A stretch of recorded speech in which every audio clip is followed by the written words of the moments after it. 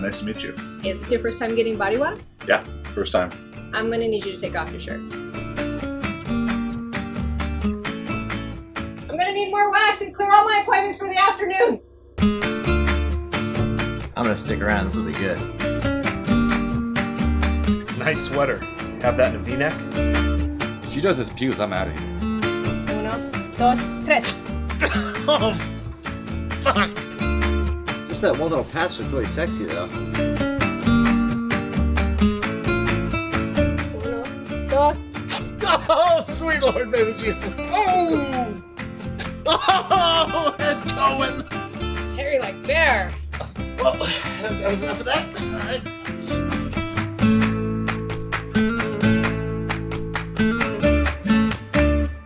Coming to you from Orange County, California, this is the JuggLife podcast with Max Ada and Chad Wesley Smith.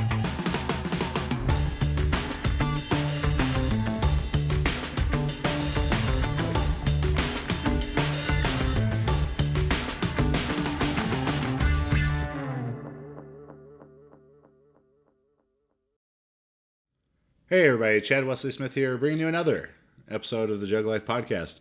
I'm joined today by Microchip Max Montana. How you doing, buddy? Pretty good. I feel like Shorty should put some kind of like cool cyborg-looking effects on my face.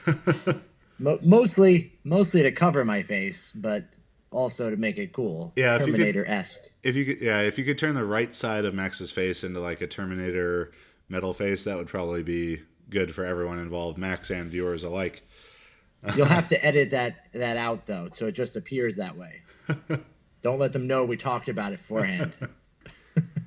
Today's episode is brought to you by Milligrams and Kilograms. The more you take, the more you make. Milligrams and Kilograms t-shirts and coffee mugs available at store.jtsstrength.com.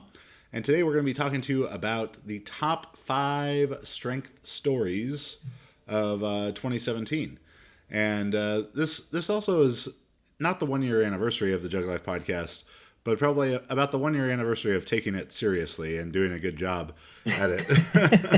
I think it was this episode last year where we started doing video basically every week, and where we started actually releasing episodes every week. So happy anniversary to us, and wonderful job of not screwing it up for the last year.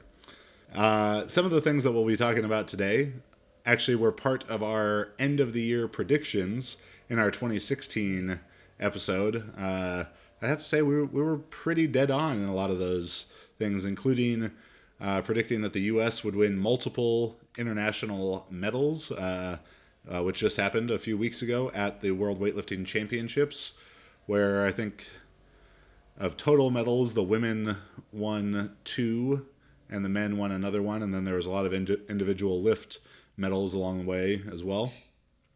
We predicted a continued crackdown and changes to the structure of the sport of weightlifting. We'll talk more about that. And we predicted the first 500 kilo raw squat, and that happened, and it happened a few times, in fact. So we'll get into all of those things. But first, we're going to take a quick break and let you learn about Max's book, The Weightlifting Technique Triad. And when we come back, we will talk to you about our first in our 5 top strength stories of 2017.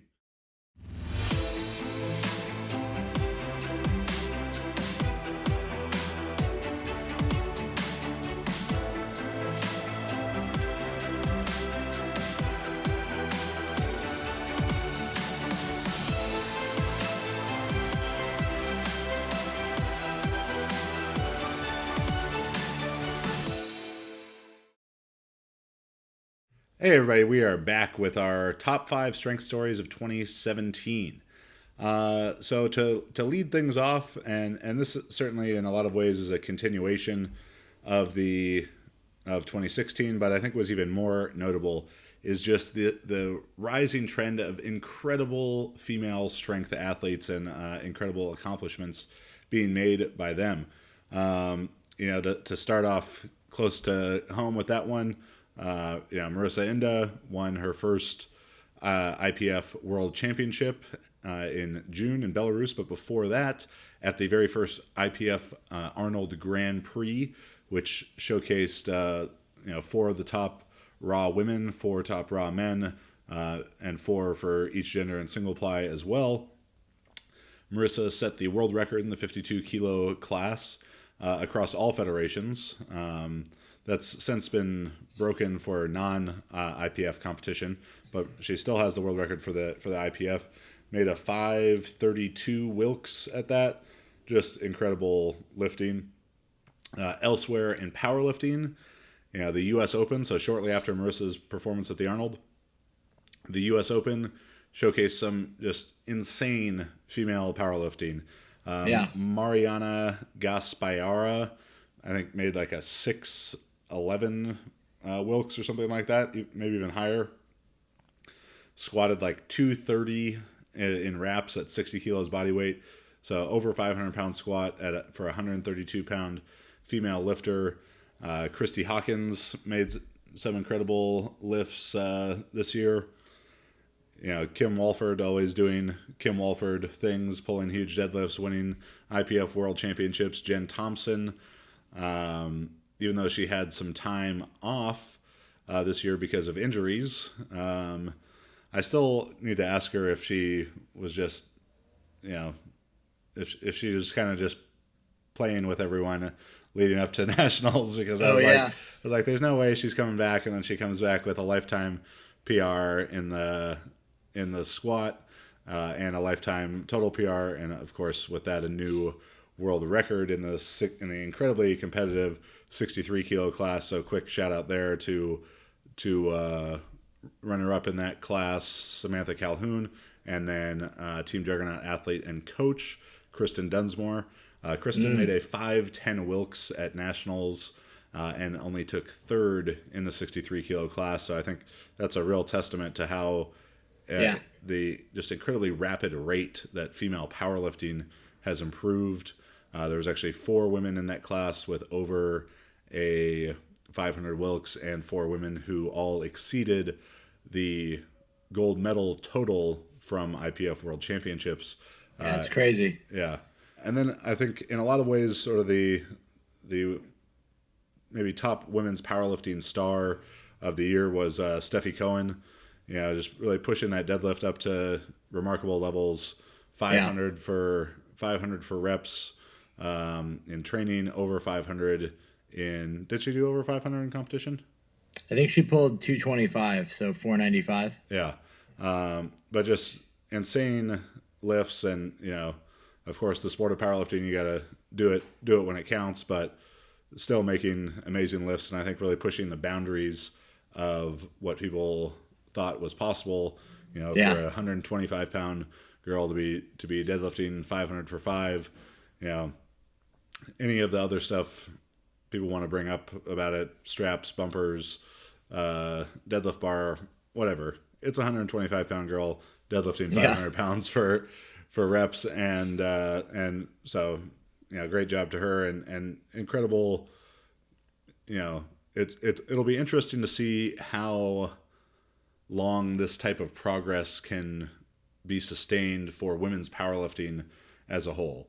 I mean, it'll have to slow down at some point, but is that point in 2018? Is it in 2019, 2020? Who knows? Because even looking specifically at Marissa's weight class, the 52 kilo class in the IPF, at the 2016 Arnold, Marissa deadlifted 385 for the world record. There's at least five women in that weight class now who can do over that number. So that's crazy. Yeah, and that's a year and a half of lifting. So pretty remarkable there. On the weightlifting side of things, American women's weightlifting, just had their greatest performance ever. 2017 Weightlifting World Championships, they took 2nd as a team, second to only Thailand. Had the first world champion in how long, Max? I believe 97.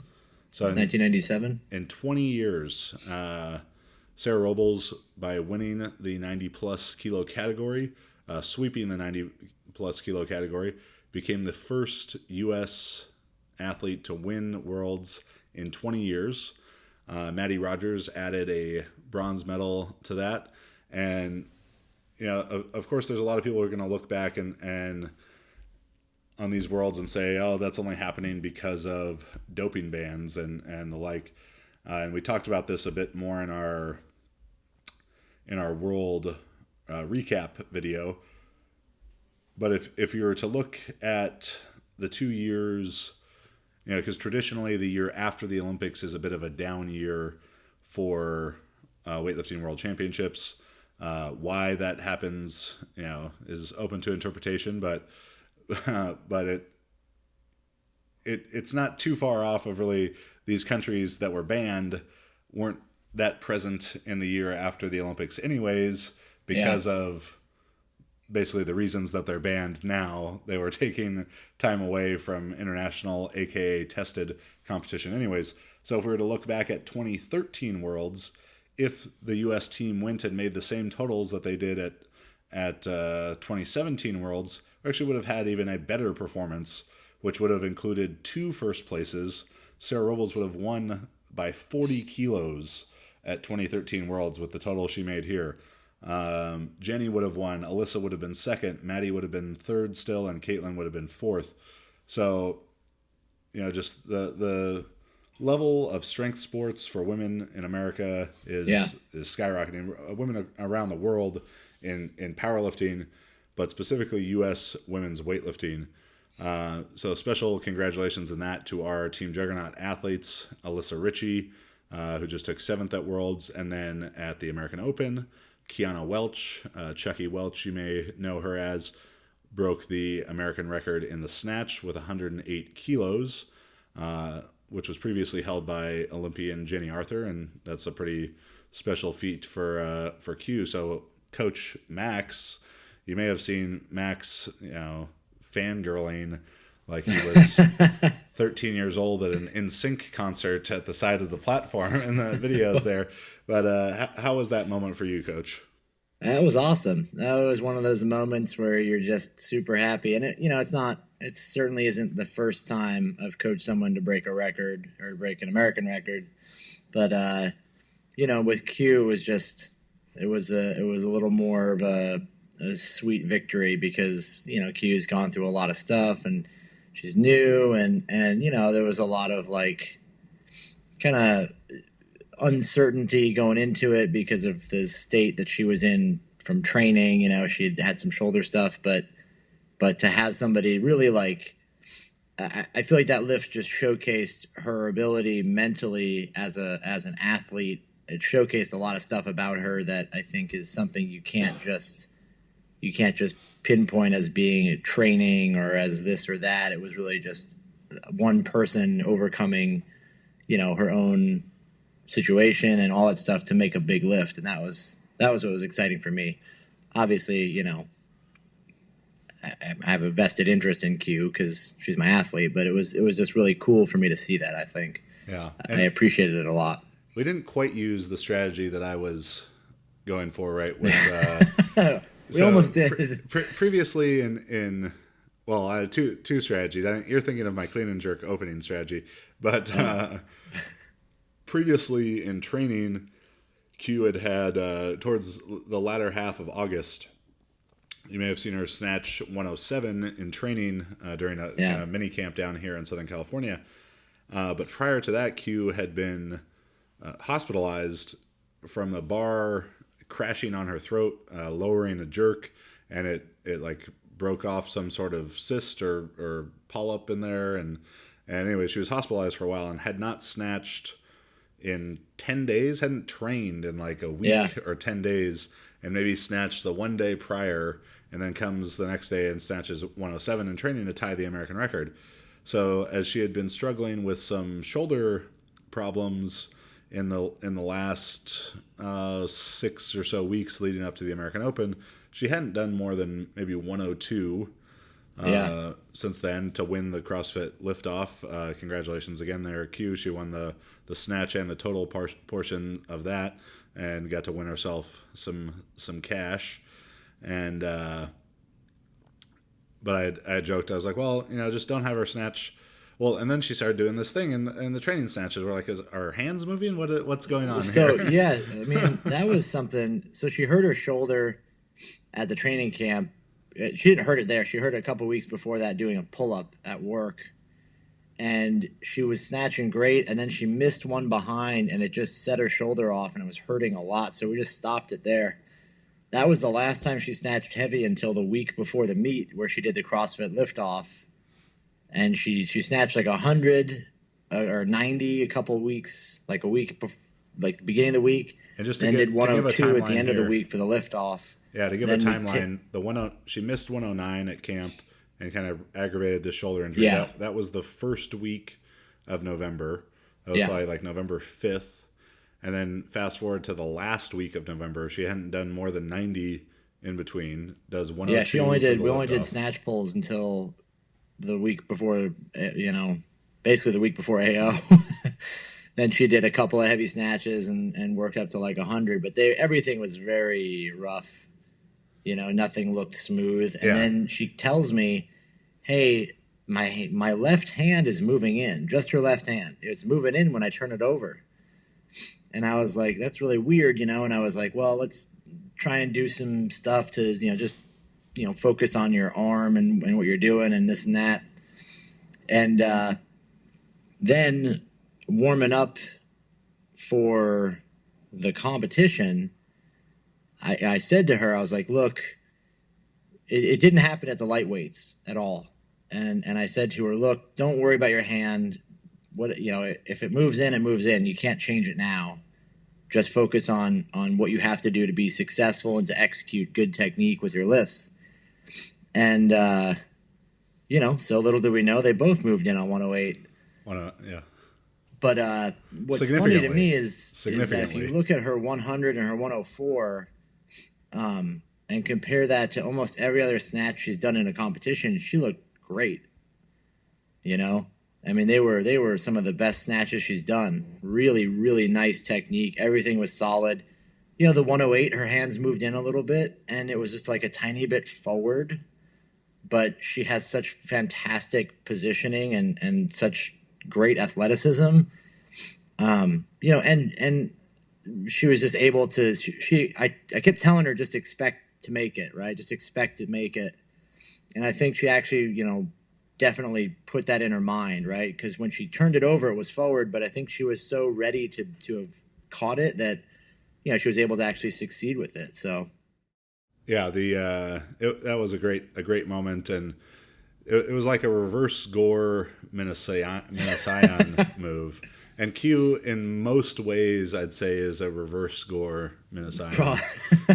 The only thing I could imagine that they would be similar in is what they would order from the menu at a bar, pub, brewery.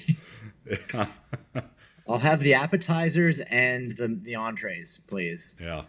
That was a remarkable moment for her. So to just kind of wrap that part up, incredible performance by women across the world in powerlifting. U.S. women's weightlifting continuing to rise up. I mean, even at the American Open, we're just seeing these women make lifts, people we hadn't even heard of. That 125 kilo clean and jerk in the 69s. Yeah. For that youth lifter. The 48. Yeah. Haley Reichart in the 48s. 96. Clean and jerking double body weight, 18 years old. So it's only going to continue to move forward and improve. So a great story for 2017, and I'm sure something we'll be talking about in 2018 a lot as well. Transitioning over to our next story, and these are in no particular order, but just the incredible super heavyweight performances in weightlifting. Highlighted far and away by one man, Washa. I should really learn how to say his last name. We talk about him enough here that Washa T. It's a hard one. So we'll just call him, when you're this strong, you only need one name, Washa. But even before him, and we talked about this in our world's recap, it was the best session, far and away the most exciting session, the most made lifts, the biggest lifts. Are some of these things going to go away with increased testing and all that? Maybe, but that's a discussion for another day. We really just kind of want to celebrate the amazing performances that came with that. I mean, Lasha throughout the whole year, but Martin Seam had the great performance at Worlds, had all these huge squats and training that we love watching. Ali Husseini returned to competition from a long layoff, regardless of reasoning, a long layoff. Ali Husseini, Salimi, huge lifts. Fernando Reyes from Brazil, doing a lot of incredible stuff. But we talked about this in the other podcast a bit, but Max, can you kind of put in historical context what Lasha did at Worlds in both the snatch and the total? I'm pretty sure, and I have to look it up, but I can't imagine anyone has opened at 210 kilos in the snatch before. And maybe Krostev did when he did 216, but let's say Lasha is one of maybe just a couple people to open at 210. How many people have actually snatched more than 210 is an even smaller group. And then how many people have made 215 is even smaller than that. But the 220 was just, that's astronomical. So no one's ever even, only one man has ever even called for that weight to be put on the bar before, and that was Krostev, and he didn't even take it. I'm pretty sure he didn't take it. But so Lasha is the only person ever to even do a 220 kilo snatch officially, even regardless of the time. On top of that, the clean and jerk, the 257 for a total record, breaks the absolute highest total ever done. So 477 is the highest total any super has ever done, and that includes all the best, Taranenko, Pisarenko, Krostev, Kurlovich, Tremerkin, everybody. That's the biggest total ever. So that's unbelievable. Yeah, and on top of all that, he's really young for a super. Yeah, he's very young. He's very entertaining to watch because his lifts don't look like the super's lifts in a lot of ways. He's such a smooth mover. He's so tall. And he's so calm in the face of adversity, and adversity normally being irate Iranian fans. Oh my God. That was at the Olympics. The Iranian fans deserve their own spot in the top 5 of, they are just assholes. There's no other way to put it. And I get it, they're passionate, but I think the Iranian fans, the fact that they were going nuts about every lift and about all the Iranians, it's kind of fun because they get into it, but then they take it too far and they start booing and kind of messing with other lifters. But that kind of adds to the drama, I thought. Being there in person was really cool to see that. Yeah. It to me for sure adds to Lasha's mystique. It's at the 2016 Olympics, kissing his bicep after he chalked his hands and kind of looking at the Iranian fans you ready for what I'm about to do? To this, just coming out and smashing lifts so casually, so routinely. Yeah. Because when we talk about the heaviest total ever, this is in known competition, and most of these names that Max mentioned, Taranenko, Pistarenko, all these people were competing in a time when drug testing did not exist. It didn't exist, or it was so rudimentary that 100% of people taking drugs were beating the tests.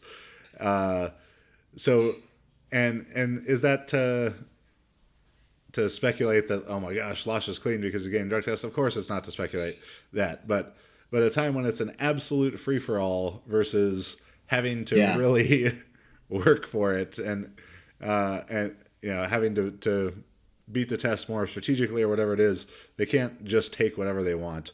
So to do it on the biggest, on one of the biggest stages at World Championships, not a local-ish kind of meet, or not a meet that was in his home country of Georgia or his home kind of region, but to fly halfway around the world, to do it against two other phenomenal lifters in Ali Husseini and Badad Salimi, to do it while the Iranian fans are jeering him, was a really cool moment. Maybe it's something in a year or 2 years we're looking back at and being like, hey, remember when supers when there was eight people who snatched over 200? There were 8 snatches over 200. Yeah. Remember when that was happening all the time? Because maybe it won't be happening if the drug testing really cracks down and we just got to see the last fantastic moment of that. But I mean, there's just something special about the biggest weight classes. It's if you don't go to the circus to see the mice, you got to see the elephants, and the elephants definitely delivered. What's funny is that in maybe like 2000, they did like 100 years, the best of the century sports. And there was an interview with Hussein Rezazadeh, who held the current world record in the clean and jerk. And he said he wanted to be known for the next century as the first man to total 500 kilos. And he set out as that was his thing, and he never actually got there. But he never really looked like he would be able to do a 500 total with that snatch. I mean, he snatched 212, but whereas you see Washa and it's conceivable the guy looks like he could total 500 kilos. I mean, if he was to snatch another 7 kilos or 10 kilos and clean and jerk, another 15, none of his lifts look like they're not within that range, and he has another 10 years to do it. So if he did something on that scale, which is we're talking about the most insane numbers ever, but the idea that he could go down in history as maybe one of the strongest weightlifters ever if that snatch improves and that clean and jerk improves, which it seems like it would, barring any more, barring failing another drug test or whatever. But yeah, very, very incredible. Yeah. All right. So we're going to take another break, let you learn about the Beginner's Guide to Powerlifting, created by yours truly. So if you're someone with less than a year of serious training experience, this was really written for you in mind, with very detailed video tutorials in the for technique in the squat, bench, and deadlift. Every session of the 12-week, 3-time-a-week training plan is detailed in video, explained, every exercise demonstrated, and explained of why it's happening. So let you learn a little bit more about that, and we'll be back with our last 3 top 5 strength stories of 2017.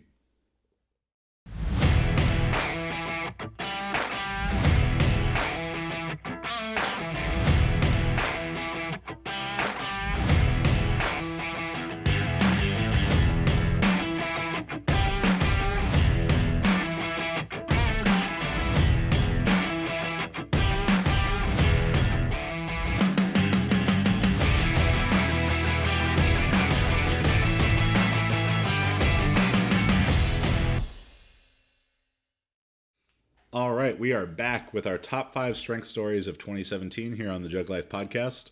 And this next one is one that we predicted in our 2016 episode, is that we would see the first 500 kilo raw squat, or raw with wraps squat ever. And I think that nobody in the world, maybe the guy who did it would have predicted that he would have been the first. But yeah. I think he would have gotten about 99% of people saying that Andrei Milanichev would have been the first person to do 500 kilos in competition. Maybe Zahir would have voted for himself, but everyone else would have been saying, yeah, Milanichev, 500 kilo squat, he'll do it in 2017. And we got a 500 kilo squat. In fact, we got 2 500 kilo squats, and neither of them by Andrei Malanchev. Really out of, not out of nowhere for longer time powerlifting fans, but for people looking at the current state of powerlifting, definitely an out of nowhere performance by Vlad Alhazov, who became the first 500 kilo squatter back in July, and in late July. He squatted 500 kilos for the new world record, crushing the current world record, doing it in a way that I don't think anyone really looked at and thought, oh, that was high or anything like that. He did it to a high standard, to a good standard. And then 2 months after that, someone that barely anyone had ever heard of, Vlad Alhazov had been a multiply lifter previously and had the world record for multiply in the squat. And I think had done, well in like 1250, something like that. Yeah, something like that. And had then blown out his knees and had to have like a knee replacement after getting injured doing attempting a 1,300 pound, almost 600 kilo squat. And as we do on this show, when he squatted the 1250, it was to good depth. It was not, if everyone was doing multiply lifts that looked like Vlad's 1250 squat, at least from myself, there wouldn't be near the distaste for multiply lifting because he did it to a high standard, a good standard. An incredibly strong guy. I won't get too much into this, but there's a lot of people who say Westside Vlad Alhazov when he was multiply lifting, or that he still does this stuff. He trained at Westside for like a week before the WPO. All right, he was not from Westside, but that's a discussion for a different day. So 10 years ago, he squats 1250 in multiply, blows his knee out later with a later attempt, is kind of gone from the powerlifting scene, minus a couple training videos last year, and then boom, 500 kilo raw squat, first person ever in history. And as it so often does with these monumental feats of athletic performance across all these different sports, when there's this seemingly unbreakable barrier, and then someone wills themselves physically, mentally to break that barrier, it becomes simpler for others to break it. And shortly after Vlad Alhazov did it, Mojtaba Maleki from Iran, who was a former IPF lifter, comes along and does it as well. Yeah. And but besides like real IPF single ply fans and probably some people in Iran, no one, even you're not casual, you're very involved with powerlifting fans, I don't think had heard of Mojtaba Maleki before he did 500 kilos.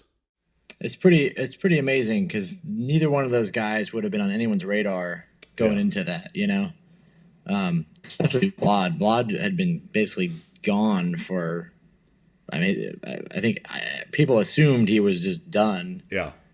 And to have him come out and do a raw meet, with wraps and do that was amazing. And then the Iranian as well. He was probably even more off the radar in terms of he was just not a contender for it, Yeah.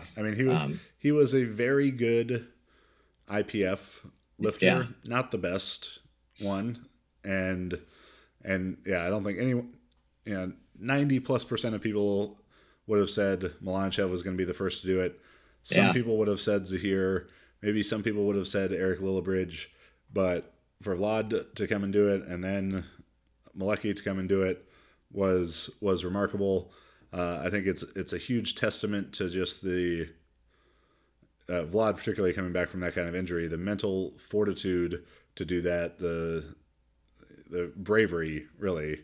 I've put 992 pounds on my back and tried to squat it. And people will ask, what's that feel like? And to a large extent, it feels like the way that your PR feels like to you. I think, I can't say that for sure, but I don't feel like it's smashing me that much extra. But as my, powerlifting career kind of went on, that first time of doing 800 is a different feeling than doing 790. And the first time of doing 900 was a much different feeling than having done 865 before it.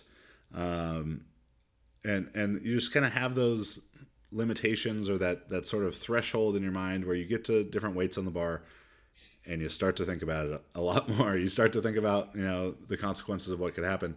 And to put those kind of feelings aside, for anyone, someone who had no injuries throughout his career, to go and do 500 kilos would be phenomenal, and to sort of break down that barrier. But for someone who had had such a serious injury as he had, was pretty incredible. Yeah. It's amazing that to come back from an injury and do that. That's very commendable. Yeah. And so now the question becomes, is when will someone do 500 kilos in sleeves? And yeah, there are two guys for sure knocking on the door there. I think the overwhelming favorite to be the first person to do it, and I believe he's talked about this himself, is Ray Williams. Yeah. His progress continues to be incredible. His totals amazing. He just has had such a rapid rate of improvement that could certainly be in the cards this year. Maybe in June in Calgary at IPF Worlds, Ray Williams puts 500 kilos on the bar, because he might have to do that to have the biggest squat there, because Jezza from Nauru, I know he took a great shot at like 480 or 490 a week or two ago at a meet in like Oceania Powerlifting Championship kind of thing out there. His front squatted over 900 pounds, 410 kilos. That's just insane. Yeah, both of those guys, they're gonna now take that next step in the evolution of strength and of powerlifting. It was amazing when it got done in multiply and then in single ply and then in wraps, and now it'll be done in sleeves and shit. Maybe at some point some guy's gonna squat 500 kilos with no sleeves and no belt, but but yeah, so incredible. Congratulations to Vlad, congratulations to Malecki, future congratulations to when Milanachev and Zahir and maybe Eric do that as well. But I think now the hunt is on for 500 kilos in sleeves, and everyone's going to be watching closely in June at IPF World Championships for Ray and maybe Jezza as well to take some shots at that in just a pair of sleeves. So that segues right into our next story, our fourth story, which are kind of these scandal and changes in the USAPL and the IPF.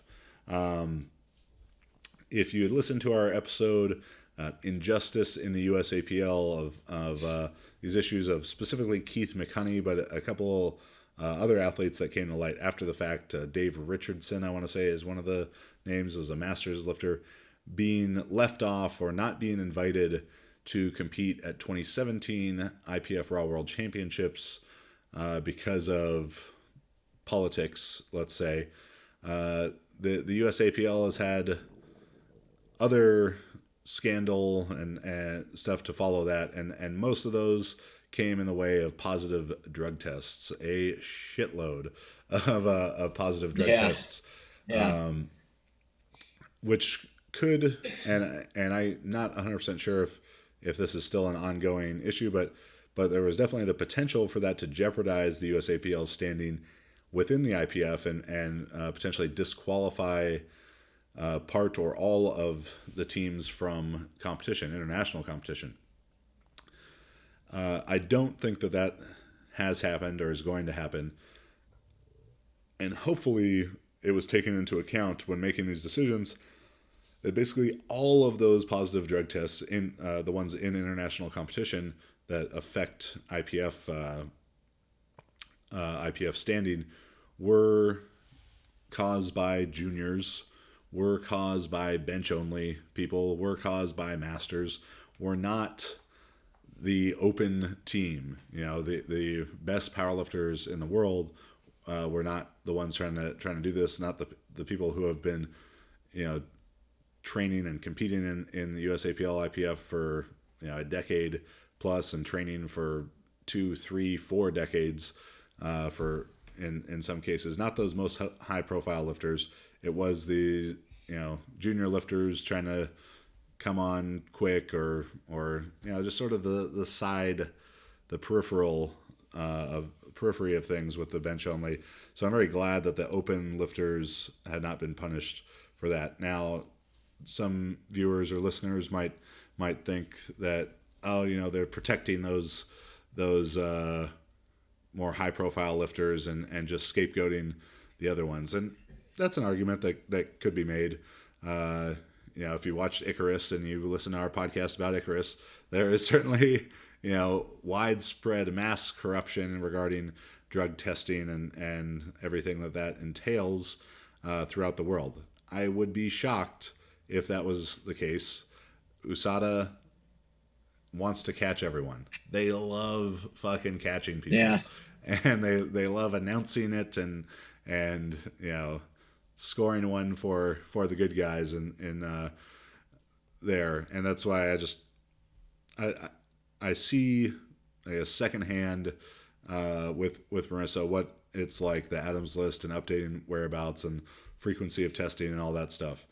And if you're doing it in the USAPL and and likely in USAW as well, they're going to catch you because they love catching people. It's their favorite thing. Yeah, I mean, there's a people make that statement like somebody is being protected, this and that. It's just so unlikely that there's any kind of large scale. There's no conspiracy. If there is anything, it's going to be a small group of people. Yeah. Doing their own thing. Maybe there's 5 or 6 or a club or a couple of clubs that are, like facilitating something, but it's definitely just an isolated incident or pockets of that. There's never going to be a wide scale, doping conspiracy here. Yeah. There was an article recently about that because of Russia being sanctioned now for the Winter Olympics as well. People bringing up like, don't throw stones if you live in a glass house kind of thing, saying, well, America cheats too. They just do it with an American accent rather than a Eastern Bloc accent. So it's kind of easier for people to overlook it. But that is the big difference. The information in Icarus and from Grigory Rodchenkov up to Mikhail Mutko and Voldemort Putin. Vladimir. This is going to the highest level of the government. I don't think that the Donald is getting on the phone with Phil Andrews and like, Phil, we got to be the best. We got to be the best weightlifters. Bigger lifts. We need bigger lifts. Yeah, and it's this far-reaching government conspiracy. But rather, when it's happened in the U.S. and there's been so many drug tests, so many positives for so many high-profile athletes over the decades of serious drug testing in the U.S.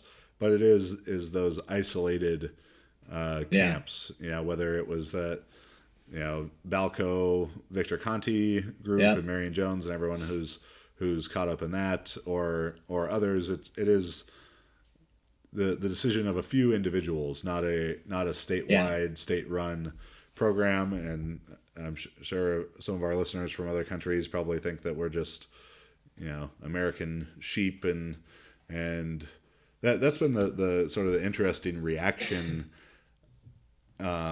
with Russia in particular, and all these, I mean, as close to 100% proven things as possible. Like they know what Russia did, but Russia, from a political standpoint, a propaganda standpoint, their fans are trying to perpetuate this idea of conspiracy against Russia by the IWF and the IOC and all of this corruption on that side of the thing. On that side of things, not to say that there's not corruption in both of those organizations, because there definitely is.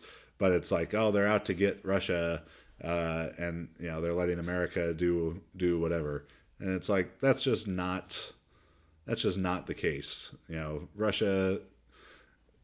The only way I can really see Russia getting out of this stuff and getting allowed back into the Olympics from a national governing body standpoint is to say, like, yes, we did this stuff and now we're going to stop. Because if they just continue saying, no, we never did this stuff, then, and there's no acknowledgement of guilt in that, there's no way that they're really going to be able to I think, get back into the good standing of the IOC in particular. So I think that's an interesting point, that if Russia admits to doing it to get back in, then everyone's left in the place where, how do we trust them? How do if you admit that you're guilty, how can anyone trust you again? The other side of the coin is that if they don't ever admit any guilt, they're able to maintain the victim status of hey, we were screwed over. It's always everyone else's fault, or we didn't do this, and they'll never, they don't lose that. We hate them, and the IOC hates them. Everybody knows they did it, but you can't prove it. So the idea of keeping them out of something because we can't, even though we can't prove it. Well, not necessarily we can't prove it, but if they never admit, then they never give up that control. They never give up that position. It's an interesting scenario, right? It's like, is it even possible for Russia to be part of sports? Yeah, and we'll get kind of maybe a bit more into that in our 2018 predictions, but that is, I think, the real question being begged, because if you never say, I was wrong, I'm sorry, I don't see how it can ever move on from that. If there's no acknowledgement that, yes, we were doing it wrong and now we want to fix it, if it just keeps saying, no, we never did anything wrong, or everyone is doing it wrong, they're just only picking on us about it. Yeah. But so along with there's numerous positives within the USAPL and the selection procedure stuff that we talked about before, there was also a massive issue towards the end of the year in the IPF, and that was regarding Powerlifting Australia and the Oceanic Powerlifting Federation, both run by Robert Wilks. And Robert Wilks, that is the namesake of the Wilks formula. So probably the most popular and a body weight coefficient stuff that goes on in powerlifting. He created that and was the president CEO of Powerlifting Australia, which is the Australian IPF affiliate. And in October, the IPF executive committee had voted overwhelmingly, I want to say 49-1, to remove Powerlifting Australia to remove their status as an IPF affiliate, and in doing so, maybe set a precedent that whistleblowing on the IPF or complaining about the IPF through the formal channels that are designed to do so will not be tolerated. As with the IOC and the IWF and all this stuff with Russia that we kind of went on a tangent there about, the IPF is certainly not beyond reproach. And I'm sure have plenty of skeletons in their own closet. And Robert Wilks, I think, aimed to expose some of those. And having been around the Australian powerlifting scene quite a bit, the untested side of things there with the GPC, it doesn't sound like he is devoid of skeletons in his own closet. But he went through the formal processes of making these complaints on numerous occasions about the IPF, and the IPF said, enough of you, you're out. And in doing that, in removing PA and in removing the status of the Oceania Powerlifting Federation, there's a lot of uncertainty right now for what it means for people like Liz Craven, for John Paul Cauchi, like a lot of really good Australian lifters who are very competitive in the IPF don't have a path to world championships at this point, and don't have they can compete in the PA, but at this point that's really just another federation there in Australia. So I don't know what is going to become of it. I do think that, and I've heard that there's a new federation being created. I think if that's true, assuming that is true, and it being run by the person I believe it to be run by, that's something that was being put in place before, maybe long before the ousting of Robert Wilkes and Powerlifting Australia from the IPF. And that the people who run the IPF are not dumb, and they're not about losing money, and they're not about losing, at least in the raw powerlifting side of things, the country that was maybe third or fourth biggest entity in the raw powerlifting in the IPF, which was Australia. They're not about losing all the revenue that comes from that. So in doing so, I'm sure that they already had a plan in place before booting him out by I think a 49-1 vote was one of them, and a 48-2 on one of the other counts. But it's tough when politics, not geopolitical politics, but the politics of sport ruin it, interfere with a sport that's so straightforward as powerlifting and weightlifting, or sports that are so straightforward as powerlifting and weightlifting, of who lifted the most weight, and all this other shit has to muddy the water, and hopefully a resolution for the Australian athletes who would be headed to Worlds can come about before June's World Championships in Calgary, so that Liz Craven can be there competing, in a competition she's earned her way to. I don't have the answers, really any of the answers regarding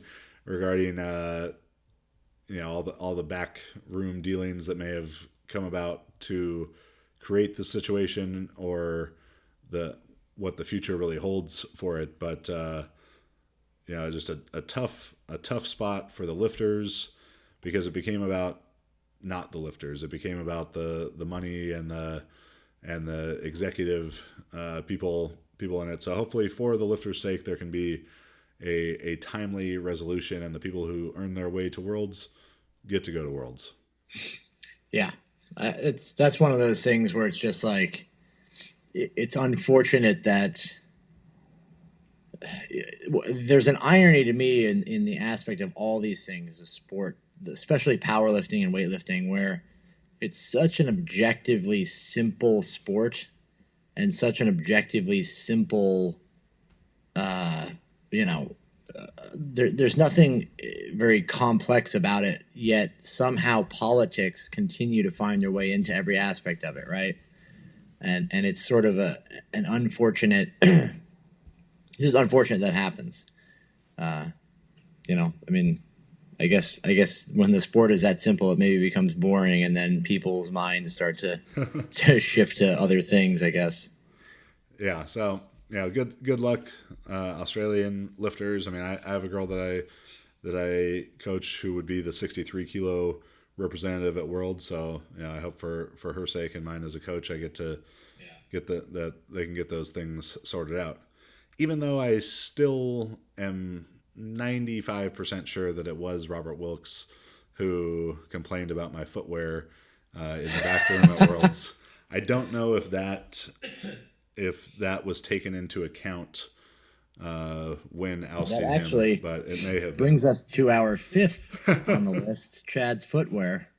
So we are going to take a quick break and hear from another one of our sponsors, and then we'll be back with our last story in our top 5 strength stories of 2017. Thank you.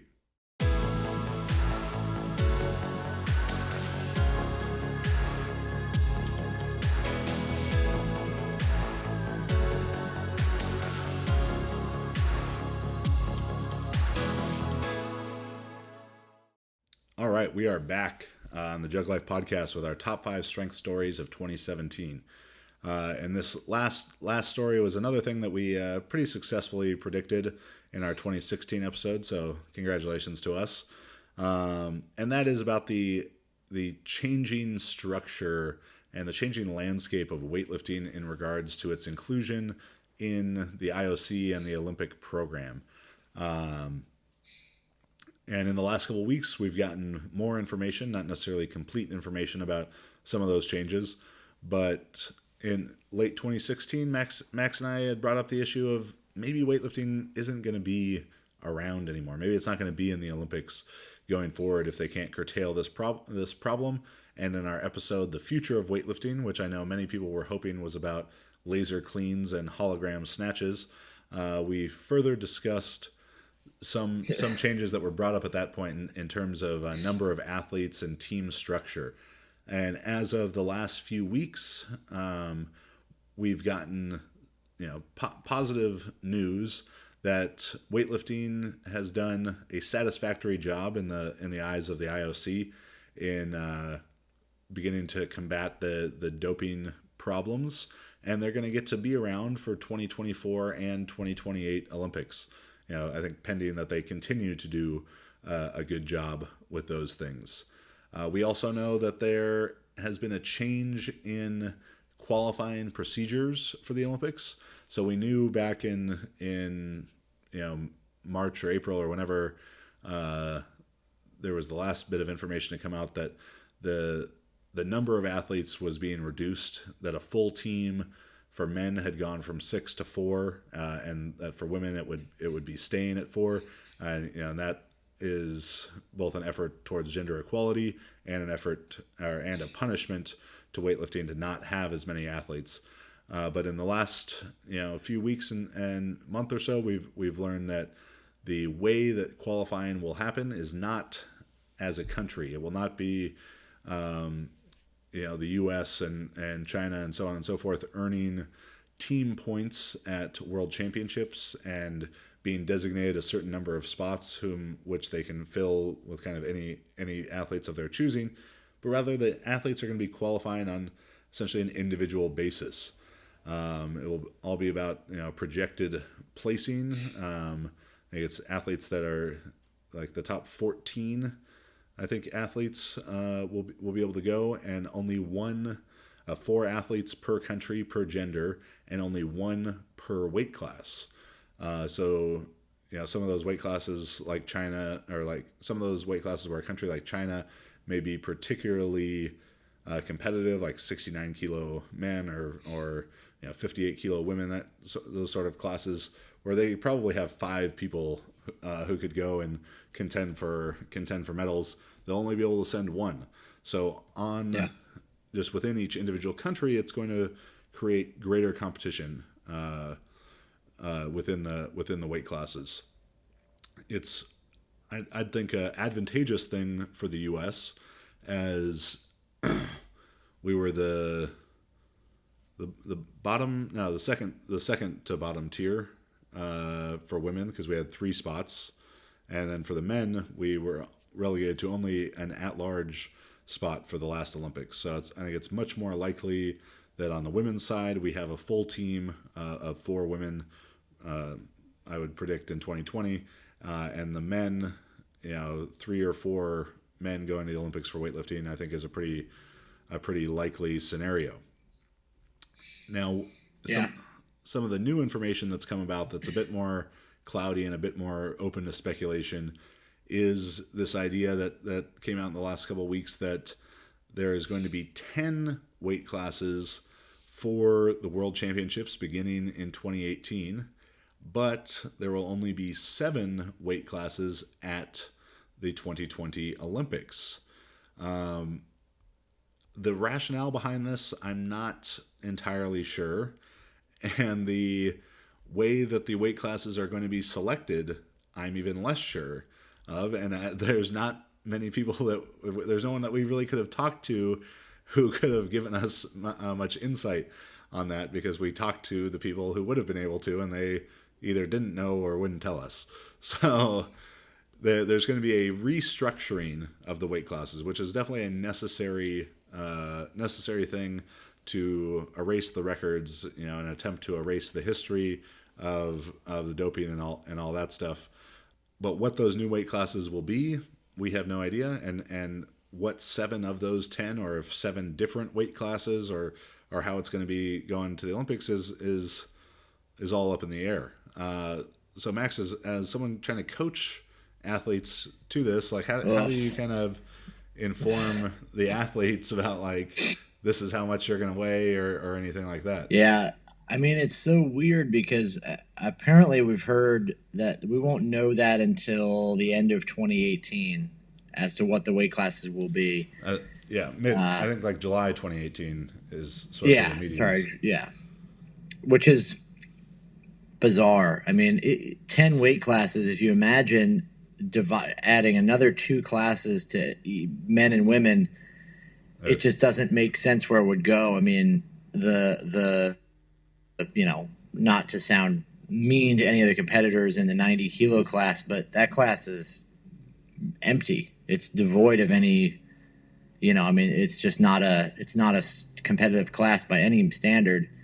And to dilute that even further in the women, if you had a 90 and then 100 and then 110 or something, you're going to have, you're going to end up with people qualifying that are just not capable, not of the standard to lift at the Olympics being there, or even at the Worlds, or at the Worlds. Sorry. These people it'd be nothing to qualify because those classes are so easy because they're so shallow already.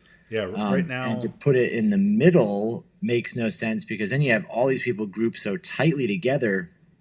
It's really a challenge. I mean, I don't really understand where they're going to get 10 classes from. Yeah, because right now there's a 42 kilo spread on the women's side, divided between 8 weight classes. So going from 48 to 90 plus, 42 kilo difference between those.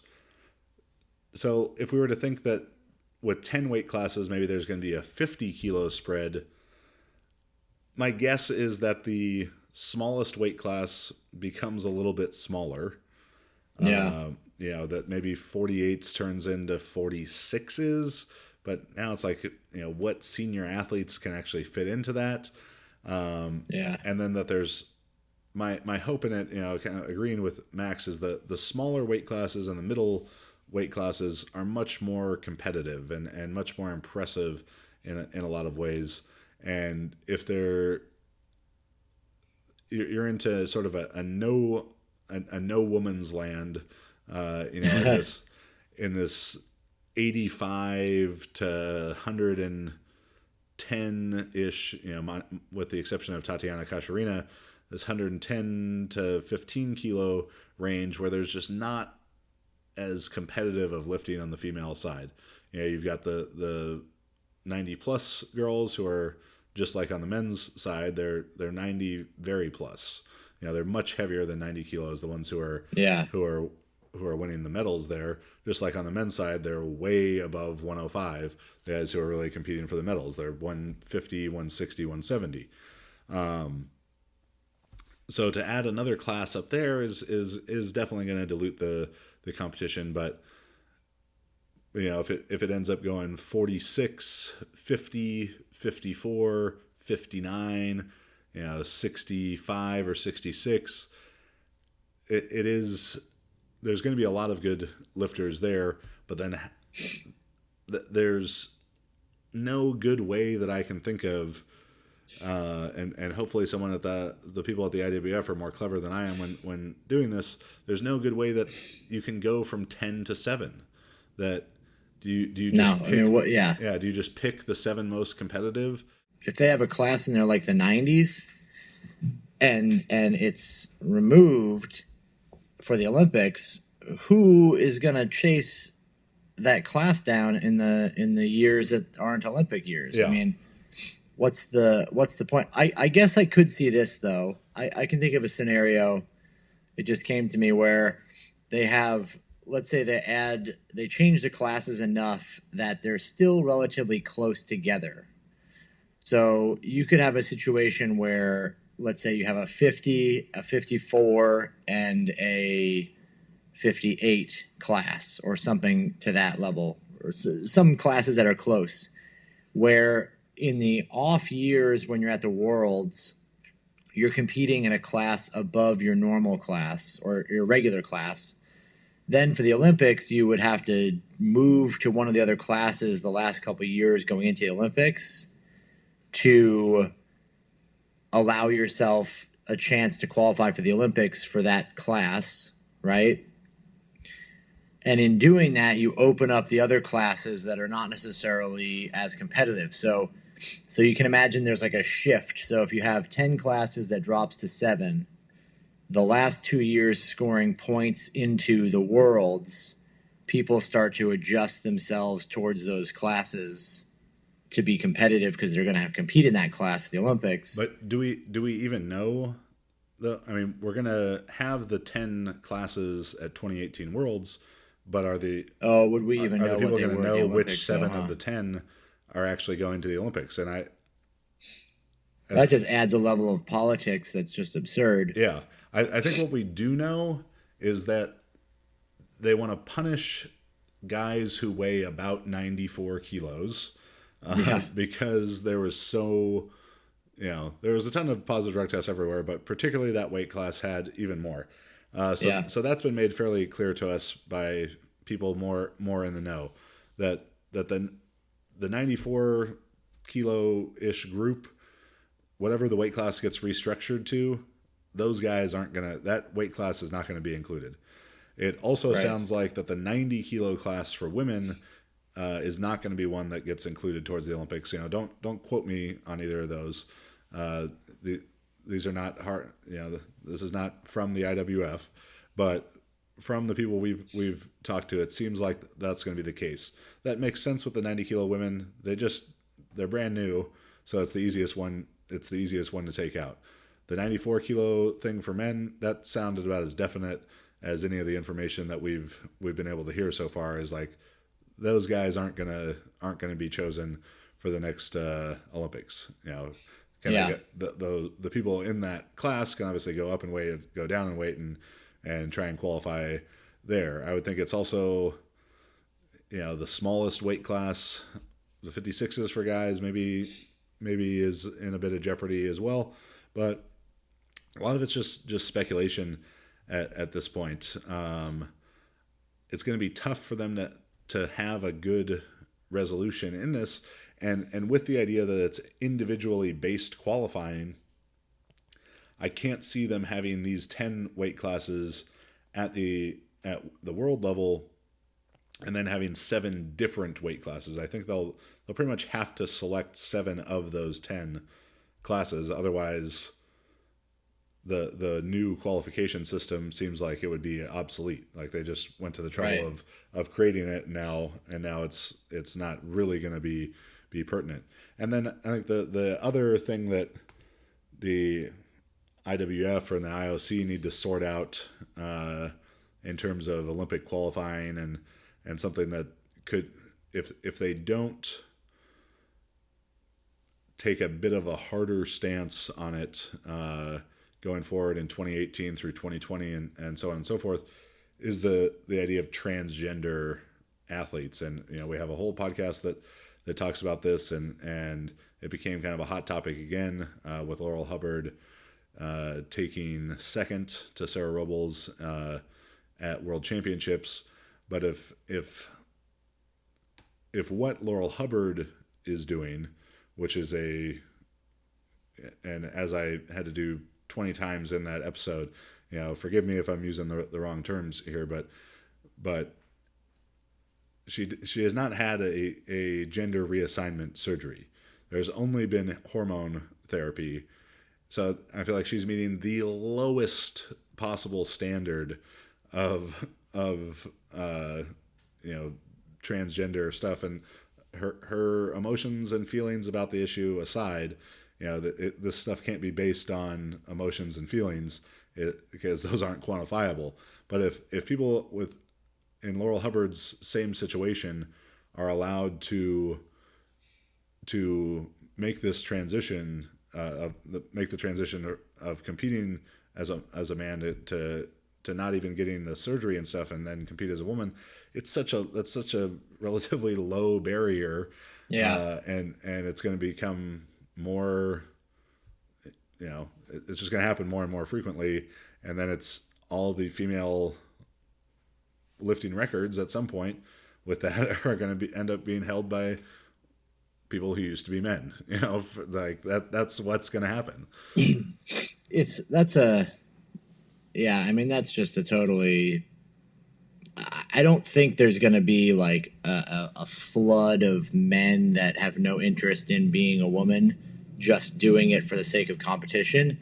But there are more than enough talented transgender athletes that are in the same boat as Laurel Hubbard, I'm sure, that could potentially start lifting in that against women that are not transgender.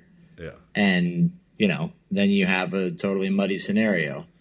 I wouldn't put it past, though, like in North Korea to just take the whole men's B team and be like, well, our women's team just got, the budget for razors went way up, but they became much more competitive. So that's something that needs to be figured out in this new structure of weightlifting.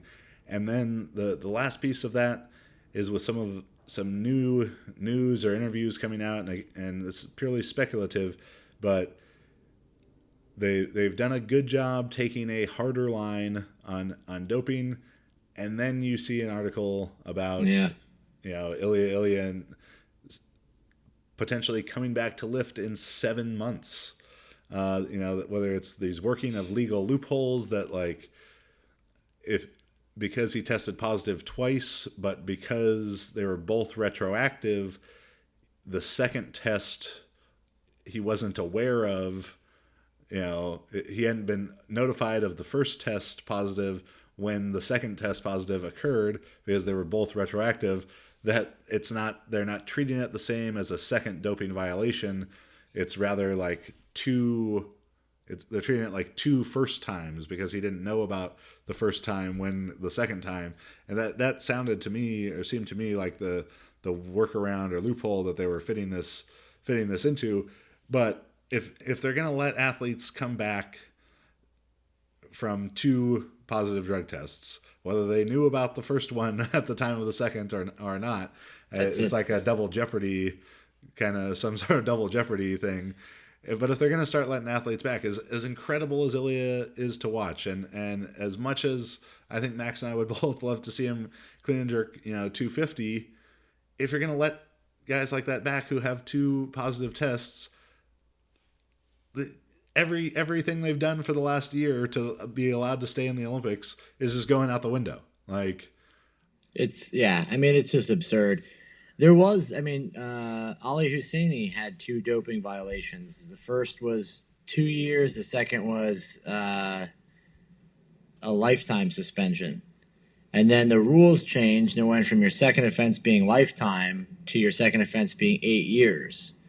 So the guy kind of compete at the Worlds, which is fine. If they change the rules and he served his time, whatever.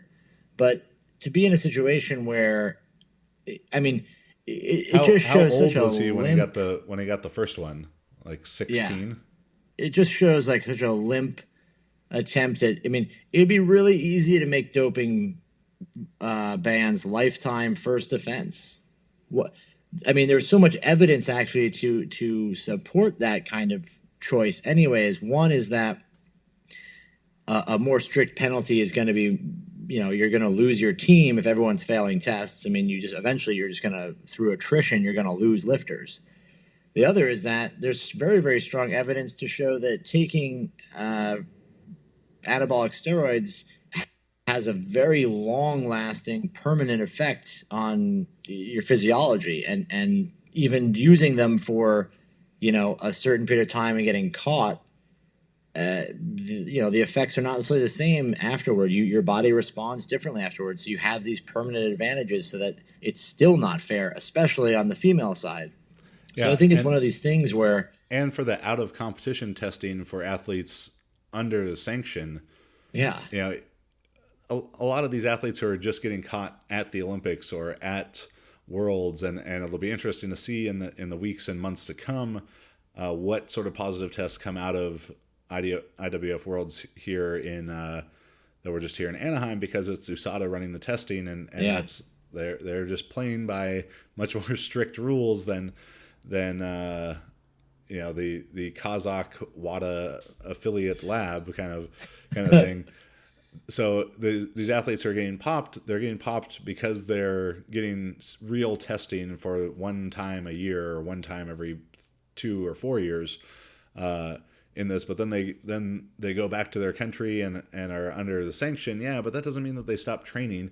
And if WADA couldn't get to them for out of competition testing while they were competing, it seems much less likely that they're going to be able to get to them while they're sanctioned. So you have someone Ali Husseini, gone for 8 or 10 years. But what was he doing during those 8 or 10 years? Yeah. Yeah. It's one of those things where I feel like if they really, they have the rules, they actually have these rules in place. There's the association rule. So anyone who's training in a club or around a club or is part of the sport, on any level who has a violation, makes other people involved with that person subject to sanction. And that rule could be enforced very heavily. The same thing with, changing the length of the ban to represent, the severity of the crime. Instead of handing out 7-month or 2-year sanctions for anabolics, hand out maximum sentences for them right off the bat. Yeah. And I think that's one where, sorry about the sniffling and coughing today. Both Max and I are kind of sick, but one where the U.S. and USAW and maybe USADA are a bit soft in some of these situations, especially the association rule, where they're letting people slide on that, or they're giving, I don't know if it's a plea deal kind of thing or what, but for the country that, wants to be the toughest on doping, they're not being the toughest on doping, or as tough as they could be. Yeah. I mean, there's a lot of cases. I mean, there was that, people getting 2-year suspensions for performance enhancing drugs. There's definitely different classes. Obviously, if you fail for a stimulant, the suspension is usually about 6 months, which I think is at least fair in the sense that, you just assume anyone who has banned substances in their body, probably got them from somewhere. Or put them in there themselves. It's there is the tainted supplement stuff. There is that, but the means to avoid those tainted supplements does exist. There are lists of supplements that are approved, and if you stick to the list, you have no concerns. Going outside of that and doing things slightly on the fringe of what is possibly okay, that's your own call, and that's if you get popped, you get popped, right? If you make a mistake, you make a mistake. But there are approved supplement lists, so all these things are in place. All this stuff exists. Handing out, sanctions for stimulants, less so than anabolics, is one thing, but handing out shortened sentences for people that are caught with anabolic agents in their body, it's just not. Where's the enforcement? Where's the incentive to not do that? And then, there's a frustration, I think, in the sense that there's a lot of talk about, doping elsewhere being a systematic thing and this and that. But we're talking about people that are genuinely, legitimately cheating to get ahead and not really suffering the consequence. And what message that sends to people where they're like, well, okay, this guy got popped or whatever, and, does the whole cry on camera. And oh, now they're okay. This guy really regrets it, or it was a mistake, or somebody put it in their drink, or what other bullshit there is that exists in the world of excuses. But that message gets sent to everybody else saying, hey, it really wasn't that bad for him. They got a 2-year suspension, or they got a slap on the wrist. Like, maybe I'll try it. And it almost sends the opposite message, I think. Yeah. And if I had to make a 2018 prediction regarding that stuff, I wouldn't be surprised if there was bigger bigger doping suspensions and scandal coming down the pipe for U.S. weightlifting for some groups there, and hopefully I think tougher sentencing and tougher enforcement of things like the association rule by USAW, tougher penalties in some of these cases that just have outlandish reasoning behind them. So yeah, when you've got 6 guys on your team that have all failed a drug test, like at what point does it become like just a joke? I mean, you've got, I remember Bulgaria was probably the best example of this. They had 11 members of the team in 2008. The whole thing failed the test for Dianabol. And then again, 2011, they all get popped for Winstrol, and somehow they kind of weasel their way out of these things. And it's just like, at some point, the second one, they actually they used the tainted supplements excuse on a wide scale. And I remember hearing that and thinking like, well, if they're actually going to let them off with this, and I'm sure there was bribes and whatever else along the way to help, but why wouldn't a country, any country out there, just talk to a supplement company and be like, all right, make this batch, set it aside, crush up these D-Bol tablets and put them in there. So when we all pop, we bought supplements from these people, and we'll just pay, like it's not that expensive to make supplements. I've done it. Like it's and that they could create a shell company for that, just for the purpose of saying, well, we took these tainted supplements, and then they could change then they could just change the label and the name of the company and do it again. Well, what's to say that an individual doesn't just take their bottle of pre-workout and crush up or dump whatever drug they're taking currently into it and just leave it in there, and then when they get popped, they say, oh, it must have been in this. And then when they bring it to the lab for analysis, it turns up positive, and they say, see, they'll get, they can then, I'm not saying you're going to get off scot-free without a sanction, but you got to reduce it. You got to reduce your sanction from something longer to something shorter. You look like you're innocent, blah, blah, blah, blah, blah, right? Yeah. It's a strange thing. If it was a lifetime ban, first offense, regardless of how it got there, it's not supposed to be there. I think it's pretty easy to avoid getting ostrine into your body accidentally, or for any anabolics for that matter. But it's very much it's like if it's easy enough to not get in your body, then there shouldn't be a problem with lifetime suspensions. Yeah. Yeah. So, that's our top 5 stories. I know some of them were a bit more than one thing, but 2017, a lot of cool stuff happened. A lot of people lifted some really heavy weights. Yep. A lot of shady stuff happened. And I'm sure, in 2018 and beyond, both things will occur once again. So this was the JuggLife podcast. We always appreciate it if you go on iTunes, give us a 5-star review, write us something funny or nice, and maybe we'll read it on the air, like Spooky to Scary, which I don't like scary movies, so I'm a bit concerned already. But it says CWS plus MA equals 5 stars. Chad Wesley Smith knows his lifting, but I'd like to note that he could also have a very successful modeling career. For this reason, I rarely listen to the podcast and usually watch it on YouTube. I've learned a great deal from him. Some of my favorite topics have included fatigue management, the benefits of submaximal training, and the principle of overload. And it says, as a powerlifter, I find Max's contribution to the podcast compelling. As I'm unfamiliar with weightlifting, so Max adds a nice balance to the podcast, bringing a different outlook to the discussions. It says some of his favorite guests so far have been Ben Pollock, Stan Efferding, Dr. Mike, and Ed Cohen. Well, Spooky to Scary, shoot me an email, chad@jtsstrength.com, and maybe we'll get you out a t-shirt or something. We really appreciate those people who go and leave us reviews, and it helps more people find the JuggLife, and so we can share hopefully good information with them. You can find the JuggLife on YouTube, iTunes, Spotify, Stitcher, iHeartRadio, and at thejugglife.com. Make sure to subscribe to our YouTube so you can see the video versions, my beautiful blue eyes and whatever Max has going on over there.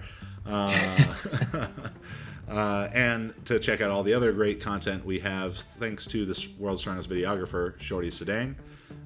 If you're interested in coaching for powerlifting, weightlifting, or super total, we have a lot of different offerings for that, which can all be found at juggernautcoaching.com. Max, where can they find you? You can find me on Instagram, Max_Ada, or Facebook, or you can email me, max@jtsstrength.com.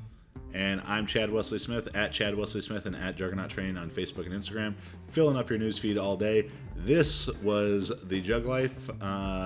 Happy holidays, happy New Year, and I think we'll have one more episode in 2017. But we'll see you next week, and if we don't see you till 2018, Happy New Year.